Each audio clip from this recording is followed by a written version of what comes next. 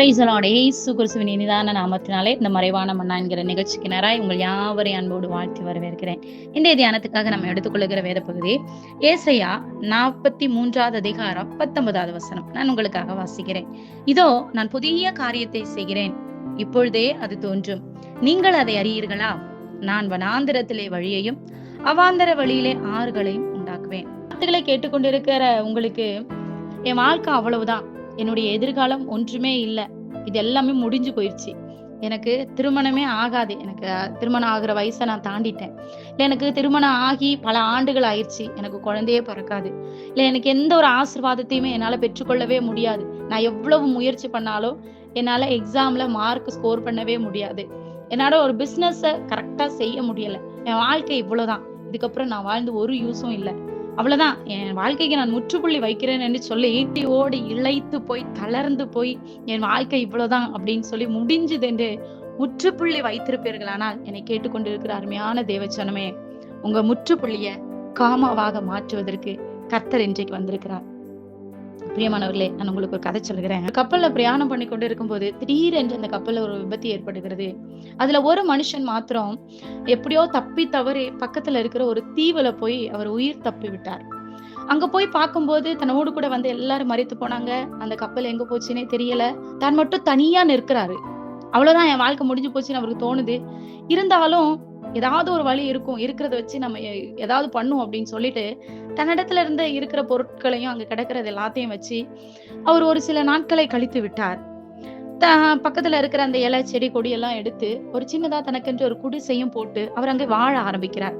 இவ்வளவுதான், இதுக்கப்புறம் நம்ம தேடி யாருமே வரமாட்டாங்க, நம்முடைய சூழ்நிலை இதுதான், நம்முடைய வாழ்க்கை, இதுக்கப்புறம் நமக்கு எதுவுமே இல்லை, இதுக்கு மேல சொல்றதுக்கும் ஒண்ணும் இல்லை, எவ்வளவு நாள் நம்மளால இருக்க முடியுமோ அவ்வளவு நாள் இருக்கலாம் என்று சொல்லி ஒரு குடிசையை போட்டு அவர் அங்க வாழ்ந்து கொண்டிருக்கிறார். உணவு எடுக்கும்படியாய் சற்று காற்று கொஞ்சம் தூரமா, அந்த குடிசையை விட்டு கொஞ்சம் தூரமா போகிற நேரத்துல திடீரென்று ஒரு மின்னல் வந்து அந்த குடிசை மீது விழுந்த உடனே அந்த குடிசை பற்றி எரிந்தது. உடனே இவர் ஓடி வருகிறார், ஓடி வந்து கதறி அழுகிறார். அன்றைக்கே நான் எல்லாரும் கூட வந்தேன், நான் மட்டும் உயிர் தப்பினேன், ஏன் தப்பினேன், அன்றைக்கே நான் மரித்து போயிருக்கலாமே. பிரியமானவர்களே, அங்கேயும் கர்த்தர் இவரை பாதுகாத்தார். இந்த மின்னல் தாக்கின பொழுதும் கர்த்தர் இவரை பாதுகாத்தார். ஏன்னா அவர் அந்த குடிசையில இருக்கல, அவர் அந்த குடிசையை விட்டு வெளியே இருந்தார். நம்முடைய வாழ்க்கையில கர்த்தர் எவ்வளவோ அற்புதங்களை செய்வார். ஆனா நமக்கு அந்த அற்புதங்கள் எல்லாம் பெருசா தெரியாது. நாம் விழுகிறோம் இல்லையா, அந்த சின்ன சின்ன ஒரு பிரச்சனைகள் நம்முடைய வாழ்க்கையில வரும்போது இதற்கு முன்னாடி நம்ம வாழ்க்கையில செய்த அற்புதங்கள் எல்லாம் நமக்கு அது பெருசாவே தெரிஞ்சிருக்காது. இந்த சின்ன ஒரு விஷயம்தான் ஏதோ பெரிய ஒரு மலை போல நம்ம முன்னாடி வந்து நிற்கும். இந்த மனுஷனுக்கு அப்படிதான் வந்து நின்றது. குடிசையில நாம இல்லையே, நாம உயிர் தப்புனமே அப்படிங்கிற எண்ணம் அவருக்கு வரல. குடிசை எரிந்து போய்விட்டது. அவ்வளவுதான், என் வாழ்க்கை முடிஞ்சிருச்சு, இதுக்கப்புறம் என்னால ஒண்ணுமே பண்ண முடியாது, எனக்குள்ள தெம்பே இல்லை அப்படின்னு சொல்லிட்டு அவர் அந்த இரவு அங்க வெளியிலே கழிக்கிறார். மறுநாள் காலையில பார்க்கும்போது ஒரு கப்பலுடைய சத்தம். ஓடி போய் வெளியே வந்து அவர் ஓடி வந்து பார்க்கிறார், அந்த கப்பல் இவரை நோக்கி வருகிறது. வந்த உடனே அந்த கப்பல்ல இருந்து கை போட்டு கூப்பிடுறாங்க. இவர் உடனே ஓடி போய் அந்த கப்பலை ஏறி கொள்ளுகிறார். ஏறின உடனே இவருக்கு ஒரு சந்தேகம், எப்படி இந்த கப்பலுக்கு நான் இங்க இருக்கேன்னு தெரியும், எப்படி இவங்க வந்தாங்க அப்படின்னு சொல்லி அந்த மாலுமி கிட்ட போய் இவர் கேட்கிறார், நான் இங்க இருக்கிறது உங்களுக்கு எப்படி தெரியும், நீங்க எப்படி வந்தீங்க? அப்போ அந்த மாலுமி சொல்லுகிறாரு, நேற்றைய தினத்துல இங்க இருந்து வந்த புகையை பார்த்து நாங்க வந்தோம். எனக்கு பிரியமானவர்களே, அப்ப அந்த குடிசை எரிஞ்சனாலதான் இன்றைக்கு அவனை காப்பாற்றும்படியாக அந்த கப்பல் அவனை தேடி வந்தது. நம்முடைய வாழ்க்கையில ஏதோ ஒரு சோதனையான கட்டத்துக்குள்ள நம்ம கடந்து போகும்போது கர்த்தர் இது மூலியமா நமக்கு ஏதோ ஒரு காரியத்தை கற்றுக் கொடுக்கிறார். இரண்டாவது, நாம் 29வது அதிகாரம் 11வது வசனத்துல இப்படியாய் சொல்லப்படுகிறது, நீங்கள் எதிர்பார்த்திருக்கும் முடிவை அவர் உங்களுக்கு தருவார், அதுவும் தீமைக்கானவைகள் அல்ல, சமாதானத்துக்கு ஏதுவான நினைவுகளே.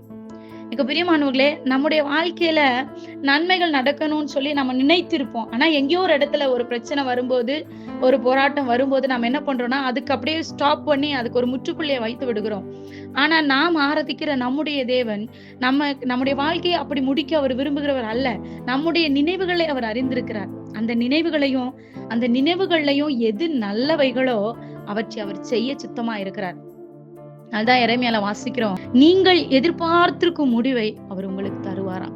அப்ப நம்முடைய வாழ்க்கையில நம்ம வாழ்க்கை என்னவா இருக்கணும் அப்படின்னு சொல்லி நம்ம எதிர்பார்த்து இருக்கிறோமோ அந்த முடிவை அவர் நமக்கு தருகிறவரா இருக்கிறார். குடிசை எரியும் பொழுது அந்த மனுஷன் அப்படித்தான் நினைத்தான், அவ்வளவுதான், என்னுடைய வாழ்க்கை இதோட முடிஞ்சுது, இதுக்கப்புறம் என்னால வாழவே முடியாது, மிருகங்கள்லாம் வரும் என்னைய வந்து சாப்பிட்டுட்டு போயிரும், இதுக்கப்புறம் என்னால ஒண்ணுமே பண்ண முடியாது, அந்த மழையில நான் அடங்கி சாக தான் போகிறேன் அப்படின்னு என்னெல்லாமோ நினைத்தாரு. ஆனால் அவருடைய நினைவுல அப்படியெல்லாம் நினைத்து பயந்தாரு. ஆனாலும் அந்த குடிசையினுடைய முடிவுல தான் இவருடைய ஆரம்பம் இருந்தது. நம்முடைய வாழ்க்கையிலையும் பெரிய மலை போல பிரச்சனைகள் வரும்போது கொஞ்சம் மட்டும் சிந்தித்துக் கொள்ளுங்க. இந்த பிரச்சனை முடிவுல தான் என்னுடைய வாழ்க்கையின் ஆரம்பமே இருக்குது. இந்த தோல்வியில் முடிவுல தான் என்னுடைய வெற்றிக்கான முதல் படி இருக்கிறது. ஏசாயால நாம் வாசிக்கிறோம், அவர் புதிய காரியத்தை செய்கிறார் என்று. அதே போல எரேமியாவுல வாசிக்கிறோம், அது உனக்கு நன்மையான முடிவை கொண்டு வரும். இப்ப நாம் கடந்து போகிற இந்த கடினமான பாதை நன்மையான ஒரு முடிவை கொண்டு வரும். பிரியமானவர்களே, அந்த வார்த்தைகளை மாத்திரம் பிடித்துக் கொள்ளுங்க. இது ஒரு வாக்குத்தத்தமா எடுத்துக்கொள்ளுங்க. கர்த்தர் என் வாழ்க்கையில ஒரு புதிய காரியத்தை செய்ய போகிறார்.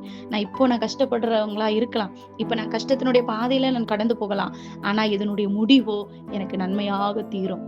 ஏதோ ஒரு நன்மையை தருவதற்காக தான், ஏதோ ஒரு பெரிய ஒரு ஆசீர்வாதத்தை தருவதற்காக தான் இந்த பாதை வழியாக அவர் என்னை கொண்டு போகிறார்.